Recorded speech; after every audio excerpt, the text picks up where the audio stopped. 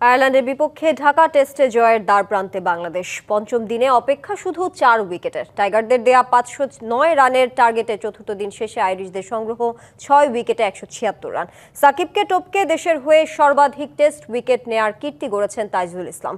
এদিন মিরপুর সাক্ষী হয়েছে আরও একটি রেকর্ডের। বিশ্বের দ্বিতীয় ক্রিকেটার হিসেবে শততম টেস্টে 2 ইনিংসে সেঞ্চুরি ও 50 করে পন্টিংয়ের পাশে নাম লিখিয়েছেন মুশফিকুর রহিম। ম্যাচ জয় নয়, দুর্বল প্রতিপক্ষ যেহেতু পাওয়াই গেছে, তাই ব্যাটিংটা একটু বেশি সময় ধরে প্র্যাকটিস করা যাক। আগের দিন আয়ারল্যান্ডকে ফলো অনে না ফেলে নিজেরাই যখন ব্যাটিং করতে নামলো বাংলাদেশ, তাদের মনোভাব মনে হয়েছিল এটাই।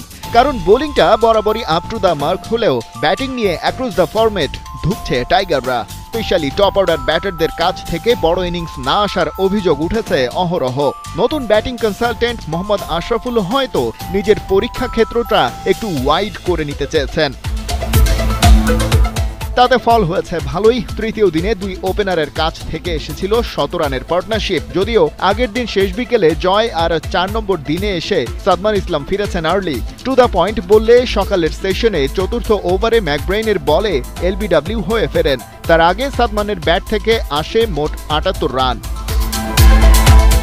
দ্বিতীয় ইনিংসে অবশ্য ক্যাপ্টেন শান্ত ফ্লপ, নামের পাশে 1 রানের বেশি যোগ করতে পারেননি। ততক্ষণে অবশ্য টাইগারদের লিড ছাড়িয়ে গেছে 400 রানের মাইলস্টোন। আর আরেক পাশে মুমিনুল ধরে রেখেছেন হাল, তুলে নিয়েছেন ক্যারিয়ারের 24 নম্বর 50ও।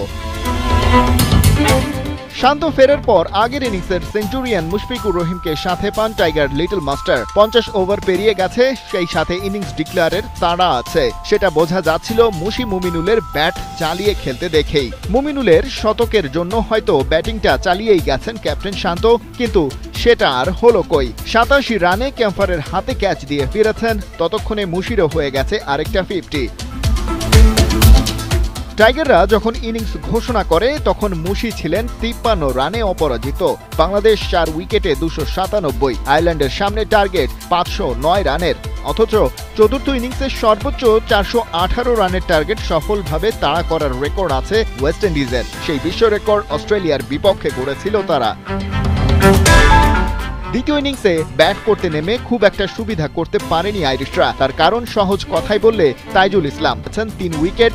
সেই সাথে টাইগার স্পিনার গড়ে ফেলেছেন বাংলাদেশের জার্সিতে টেস্টে সর্বোচ্চ উইকেট শিকারীর রেকর্ড।